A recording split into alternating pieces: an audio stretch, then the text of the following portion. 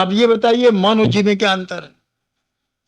मन नहीं लगता और जी नहीं लगता।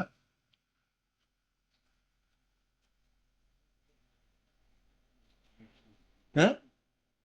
मन नहीं लगता और जी नहीं लगता, ये अलग अलग बातें, एक ही बात है।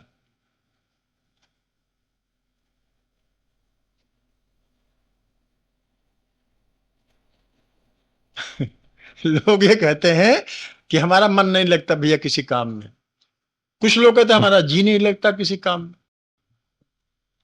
जी और मन अलग अलग है, एक ही है दोनों?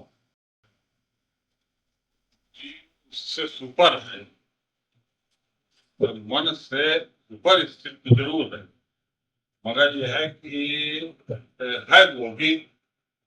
एक सज्जन यहां बैठे हुए हैं, वो कहते हैं हमारा जी तो करता है दुकान खोले, लेकिन मन नहीं लगता। दुकान खुले में जी तो लगता है, लेकिन मन नहीं करता। डिफरेंस समझे आप? है सज्जन यहीं बैठे हुए हैं, दुकान खोलने में जी तो करता है, दुकान खोल दे, लेकिन फिर आगे मन नहीं करता। और एक और भी बहुत ही अच्छी बात है, साधारण सी बात है,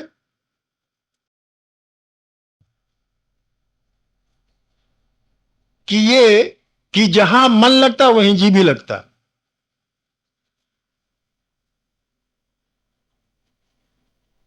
मनुष्य का जहां मन लगता है वहीं जी भी लगता है। थोड़ी सी सैद्धांतिक बात हो, गूढ़ बात हम चर्चा यहां कर रहे हैं, समझ में आ जाए बड़ी अच्छी बात है, एक अच्छी सी बात निकल आई। जी से मतलब है जीवात्मा से, यहां मतलब है, और मन से मतलब है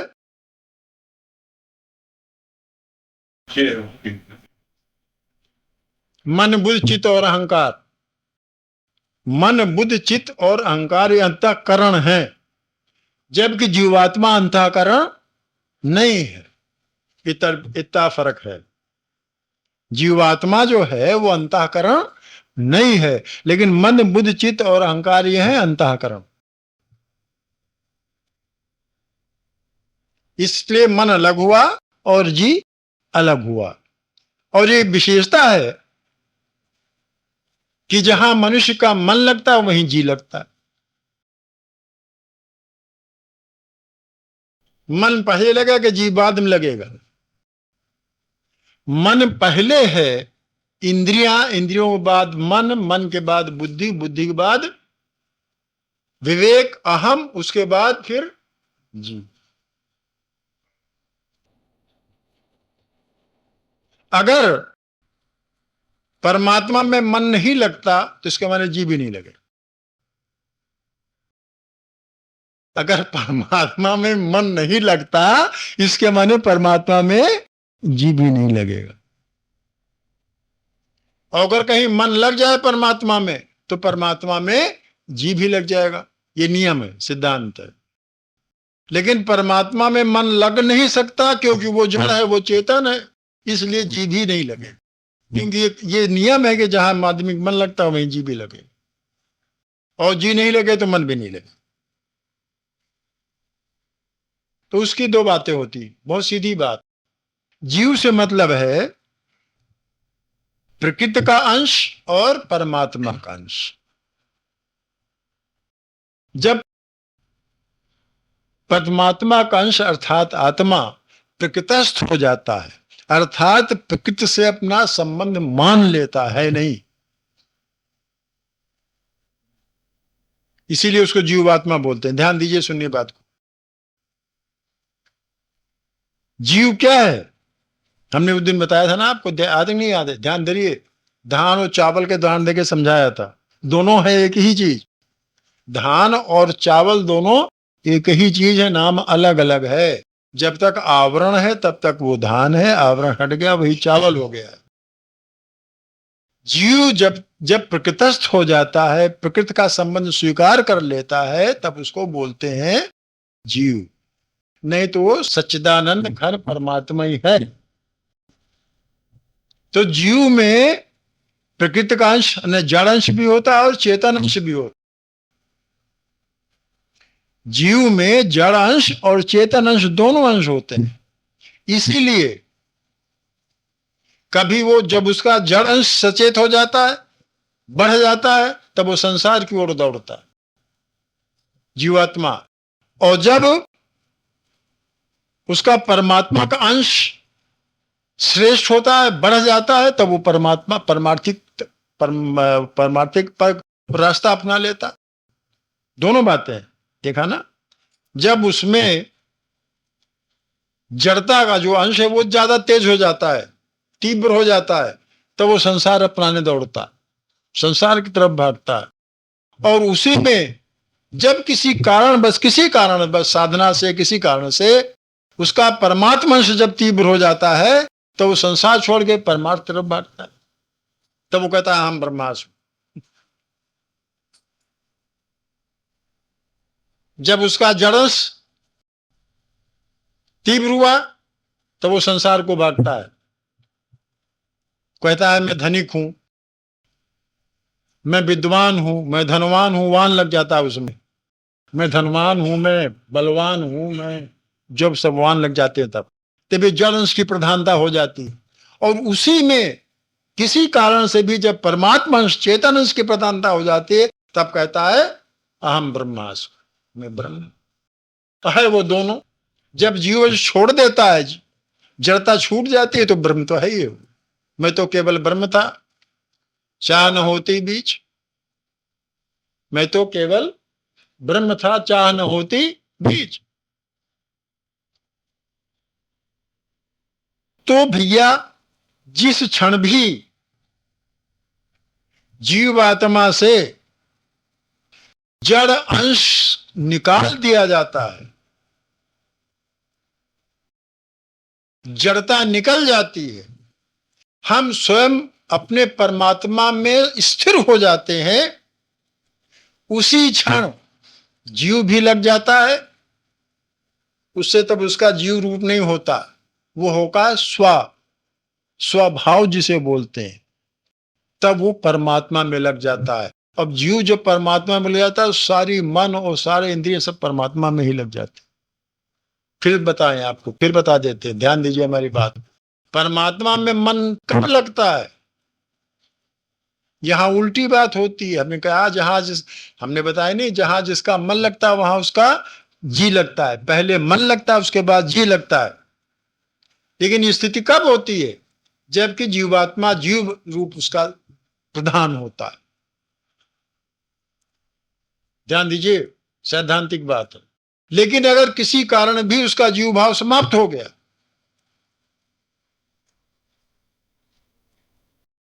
स्वयं समाप्त होना मतलब प्रकृति से संबंध उसने तोड़ दिया, स्व ने। जब तक उसका प्रकृति से संबंध है तब तक वो जीवात्मा है। और जहां प्रकृति से संबंध टूटा, जहां प्रकृति से संबंध टूटा, जड़ता से अलग हुआ, वहां वो केवल ब्रह्म रह गया। अभी कहा नहीं, जहां न होती बीच। कामनाएं जहां समाप्त हुई, जहां फलाशक्ति समाप्त हुई, देख लीजिए मतलब कैसे होता है। फलाशक्ति समाप्त, कामनाएं समाप्त,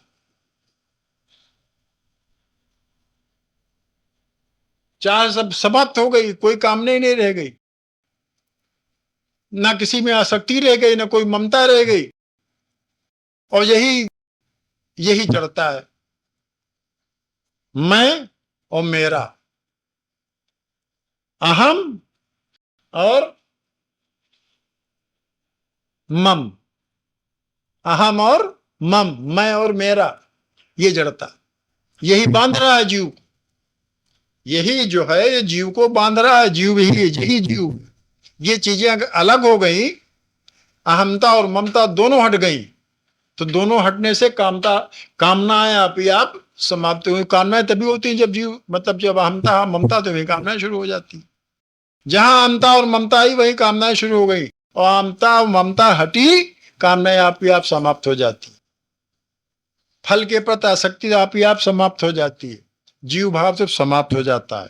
जब जीव भाव समाप्त हो जाता है, शुद्ध चेतन रह जाता है आत्मा, वो परमात्मा में चूंकि मिलता सजाती हो गया, सजातीयता सजातीयता में मिक्स हो जाती है, अर्थात तब जो अंश रह जाता है परमात्मा का रह जाता है, तब वो परमात्मा में लग जाता है, उसकी ओर दौड़ जाता है, अपने आप दौड़ जाता है। और जब वो दौड़ गया तब ये बुद्धि और विवेक और मन और इंद्रिया सब उसी में लग जाता है। सीधी सी बात है, और यही साधना है, यही पूंजा है। कर्म नहीं समाप्त करने, कर्म हमने कई बार कहा, कर्म नहीं छोड़ने हैं, छूट ही नहीं सकते। छूट ही नहीं सकते। जब तक ये शरीर है, जड़ता का संग है, कर्म तो होंगे, चाहे अगर नहीं ये स्थूल शरीर से नहीं होंगे, सूक्ष्म शरीर से होंगे, सूक्ष्म शरीर से होंगे, कारण शरीर से होंगे, वो तो होंगे होंगे। लेकिन इनके प्रति आसक्ति अगर छूट गई,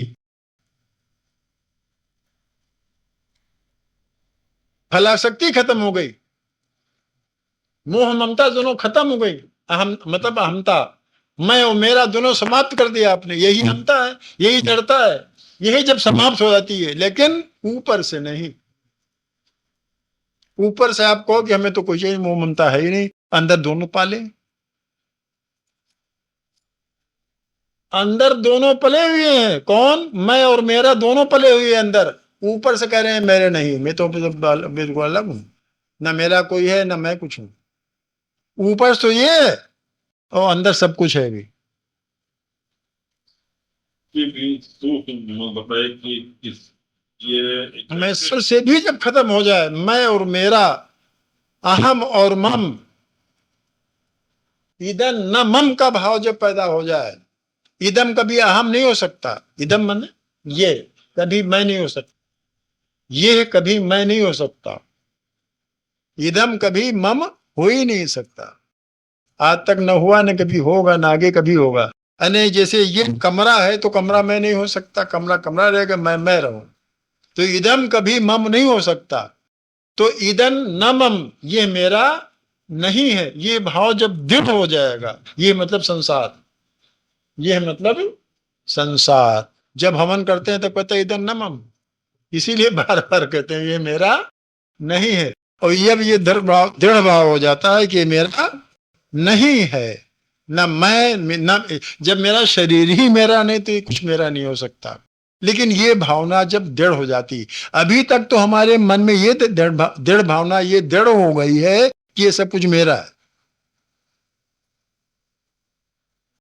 और ये भावना निकाल करके ये दृढ़ भावना हो जाए कि मेरा कुछ नहीं है, जो कुछ है सब तोर, और तेरा तुझको सौंपते क्या लागेगा मोर। ये भावना दृढ़ होनी चाहिए, कहने की भावना ना होनी चाहिए। यही जड़ता का नाश है। और जब जड़ता का नाश हो जाता है तो अर्थात जीव, जो जीव है, जीव भाव नष्ट हो गया। इसके माने जो अंश था, आपने बताया ना, दोनों भाव मिले हुए हैं, जड़ता और चेतनता दोनों मिलकर के जीव बना हुआ है, चेतन अंश और जड़ अंश मिलकर के जीव बना हुआ है। जब जीव अंश नष्ट हो जाता है, केवल चेतन अंश रह गया, अहम ब्रह्मास्मि वाली बात आ गई, तब फिर वो परमात्मा में आप ही आप लग जाता, सजातीयता हो गई ना।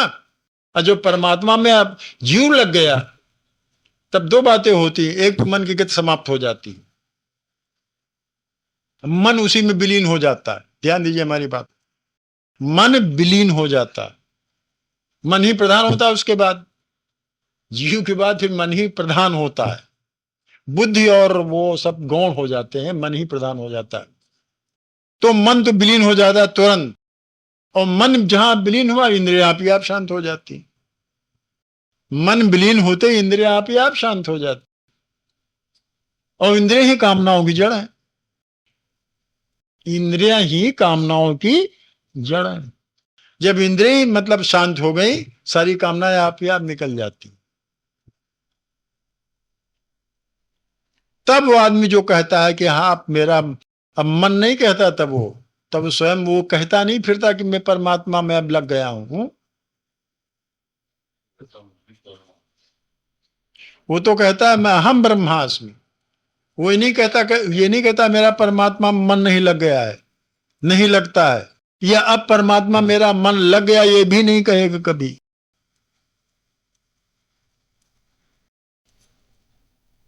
जिसका परमात्मा में मन लग गया, जिसका मन परमात्मा में लग गया, वो कभी नहीं कहेगा। परमात्मा में जिसका मन नहीं लगा, वो भी बार बार कहेगा परमात्मा में मन नहीं लग रहा है, अगर सच बोल रहा है तो। और झूठ बोल रहा है तो कहेगा हाँ परमात्मा में आजकल हमारा मन लग रहा है, आजकल खूब रमे हुए हैं परमात्मा में, 5000 मंत्र जपते हैं रोज, ओम नमः शिवाय, ओम नमः शिवाय, खूब लगा हुआ है मन। लेकिन जिनका लग गया तो जान तुम्हें हो जाए, उसका संपर्क में आते ही बस वही हो जाता है। फिर उसको ये भी शुद्ध नहीं रहती कि मैं कहाँ हूं और तू कहाँ है। मैं और तू का दोनों भेद समाप्त हो जाते हैं, मैं और तू का भेद दोनों समाप्त हो जाते, न तू है न मैं, न तू और न मैं, केवल एक वही है, वही है, वही है, वही और कुछ नहीं, बस है हूं जो है में बदल जाता। हमने कई बार आपसे कहा मैं हूं, मैं समाप्त हुआ, हूं है में बदल जाता है। मैं समाप्त होते ही हूं जो है में बदल जाता है। हूं नहीं रह जाता, फिर वहां है रह जाता है, सब ही है और कुछ नहीं है। तो सबसे पहली बात यह है कि उसका आदि मतलब वही आरंभ होता है कि हम अलग हैं और हमारा शरीर दोनों अलग है। इसका हम दृढ़ता से अनुभव करें कि शरीर हमसे बिल्कुल अलग है, हम बिल्कुल अलग है, इस भाव को दृढ़ता से स्वीकार कर लें। और जितने भी संबंध हैं वो सब माने हुए संबंध है। बताओ आपको कई बार हम कह सकें आपसे, ये भी दृढ़ता से मान लीजिए कि शरीर का भी संबंध माना हुआ है। जब शरीर का संबंध हमारा माना हुआ है तो अन्य जितने भी संबंध है सब माने हुए ही संबंध है, और माने हुए संबंध न मानने से ही टूट जाते। ये भी एक बात, माने हुए अगर संबंध तोड़ना है तो ना मानिए, संबंध टूट गया। संबंध हमने ही तो जोड़ा था ना, हमने संबंध जोड़ा है, जो जोड़ता है वही तोड़ता है। हमने संबंध जोड़ा, हम संबंध तोड़ लेते हैं। हमने संबंध जोड़ा, हम संबंध तोड़ लेते हैं। हमने शरीर संबंध जोड़ा, हम शरीर संबंध तोड़ लेते हैं। हमने संसार से संबंध जोड़ा, हम संबंध तोड़ लेते हैं। इतनी योग्यता हमारे अंदर भगवान ने दे दी, बहुत विचित्र योग्यता दी मनुष्य शरीर में, और किसी शरीर में ऐसी बात नहीं है। हमको संता दे दी है, चाहे संबंध मानो चाहे संबंध तोड़ो। संबंध जब तक मानते हैं तब तक संबंध है, जिस दिन चाहो दिन मान लो, ना मानो अस्वीकार कर दो।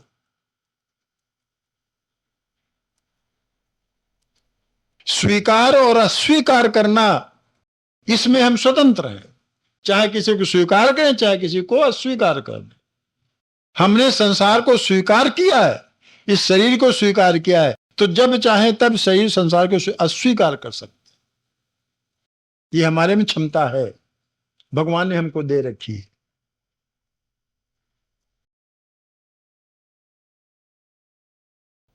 लेकिन एक बात है जिसको अस्वीकार हम नहीं कर सकते, जो हमारे में रसा बसा है उसको हम कैसे अस्वीकार करें? उसको तुम्हें स्वीकार ही करना पड़ेगा।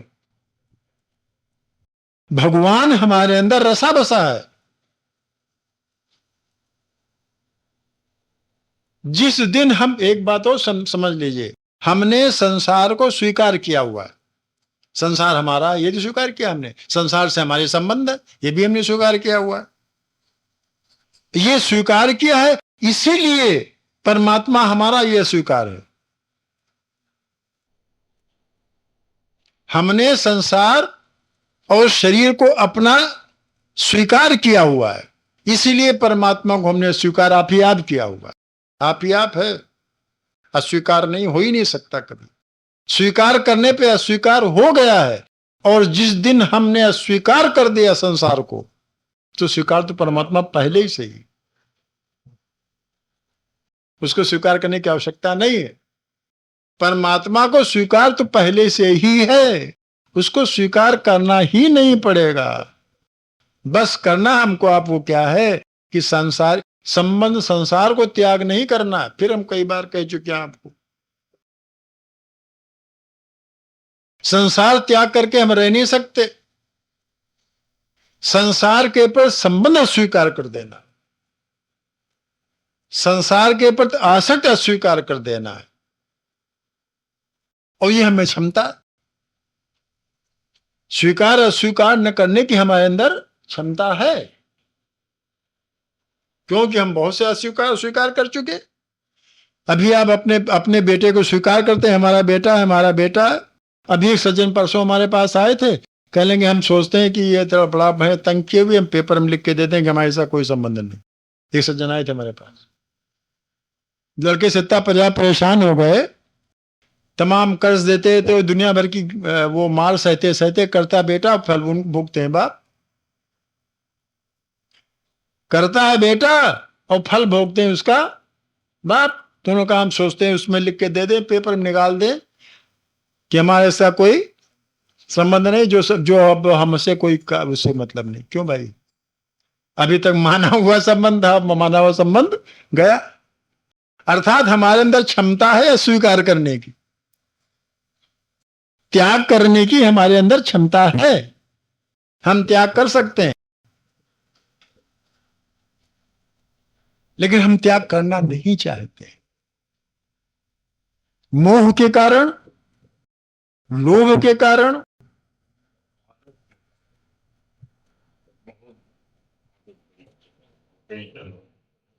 अब संस्कार कह लीजिए उसे, बजाय आदत उसे संस्कार कह लीजिए। इनके कारण हम त्याग कर नहीं पाते हैं, जबकि त्याग करने के हमारे अंदर क्षमता है। अगर अपना कल्याण किसी को चाहना है, भैया सुन लो सब लोग, अगर अपना कल्याण चाहना है, संसार नहीं त्यागना है, संसार के प्रति आसक्ति त्यागनी है। हमें गृहस्थ आश्रम नहीं छोड़ना है, गृहस्थी नहीं छोड़नी है, परिवार नहीं छोड़ना है, परिवार की सेवा करनी है। परिवार सेवा करना हमारा कर्तव्य है, हमारा धर्म है, लेकिन उसके प्रति हमारी अपनी आसक्ति को अस्वीकार कर देना। अंतः तो ही तजेंगे पामर, क्यों न तजे अबहिते। अंत में तो छोड़ना है ही है, चाहे हम छोड़े चाहे वो छोड़े, हम छोड़े चाहे वो छोड़े।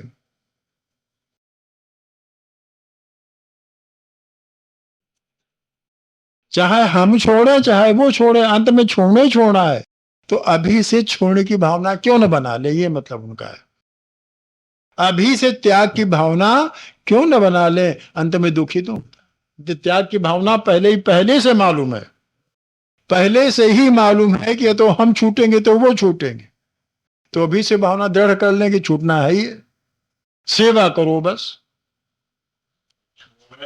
पूरी तरीके छोड़ लो, है ना तुलसीदास जी का।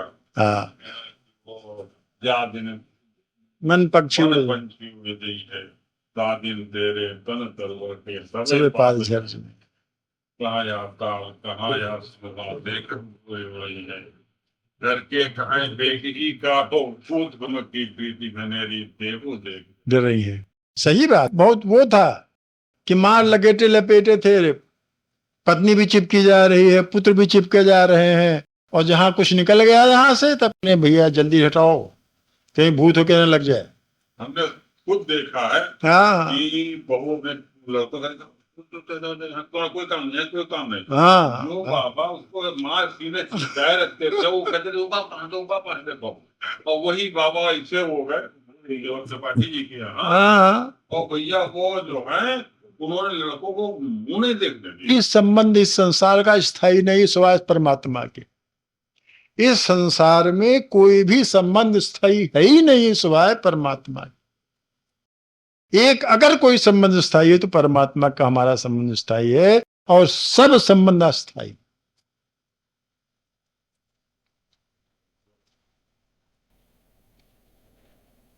तो हमारा कहने का मतलब यह है कि हम अभी से इसको संबंध भी कहना बाद में, संबंधों को छोड़ करके, इस भावना को त्याग करके हम अपने को शरीर से अलग माने कि हम अलग हैं, हमारा शरीर अलग है।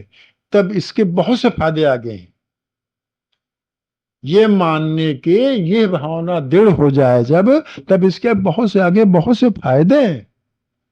आगे की साधना में, आगे की पूजा में इससे बहुत फायदे निकलेंगे।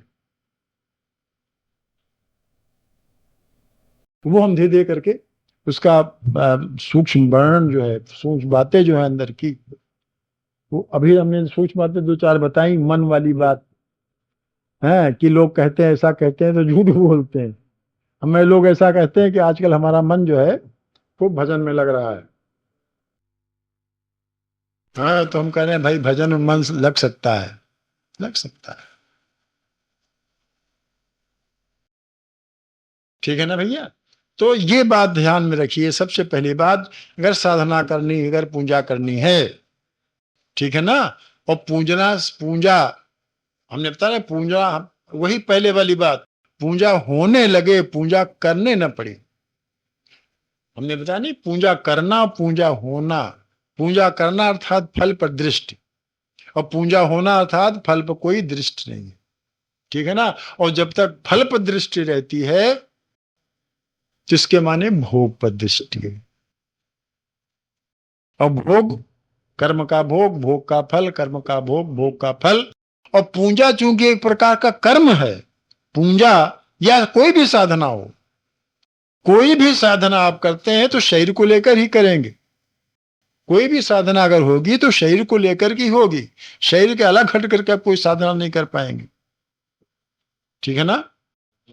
माध्यम हमेशा शरीर ही होगा, और शरीर कभी सक्रिय मतलब अक्रिय हो ही नहीं सकता, ना अक्रिय रहा है आज तक, ना हो सकता है। क्रिया बराबर शरीर बनी रहती है। तो एक बात ये हो गई। दूसरी बात आज यही खत्म करते हैं, इसको आगे हम मतलब करेंगे, तब तक आप इसको अपने मन में गुनिएगा कि सारी क्रियाएं प्रकृति में होती है, अर्थात पदार्थ में होती है। सारी क्रियाएं पदार्थ में होती है, अर्थात प्रकृति में होती है, या यूं कह लीजिए प्रकृति में होती है अर्थात पदार्थ में होती है। सारी क्रियाएं पदार्थ में होती है या प्रकृति में होती, दोनों एक ही चीजें हैं।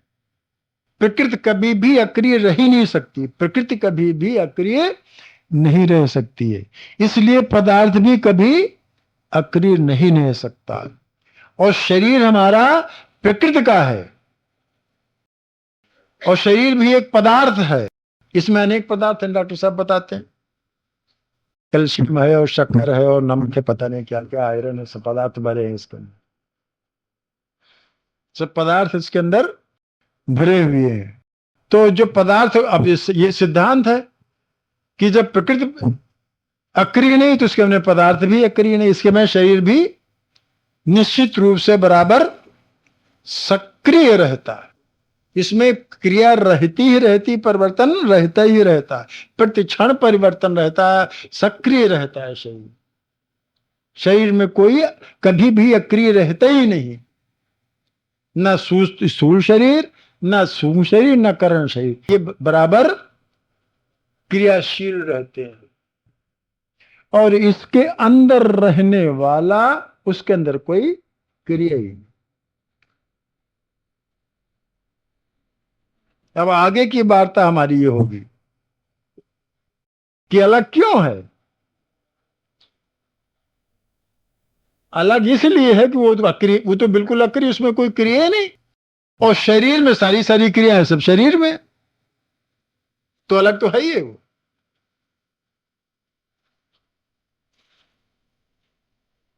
सारी की सारी क्रियाएं जो होती है सब शरीर के माध्यम से होती है, शरीर में ही होती हैं। सारी सारी क्रियाएं सब शरीर में ही होती हैं। और शरीर के जो वाला है, अर्थात खेत में क्रियाएं हो रही हैं, खेत में क्रियाएं हो रही हैं, और खेत वाले में कोई क्रिया ही नहीं, वो बिल्कुल चुपचाप है, उसमें कोई क्रिया नहीं। अगर उसमें भी क्रिया होती तो हमको बचपन की बात याद ही ना होती, क्योंकि वो भी बदल गया होता। अगर उसमें क्रिया होती वो भी बदल गया होता। जैसे शरीर बदल गया, अवस्था बदल गई, साथी संगी सब बदल गए,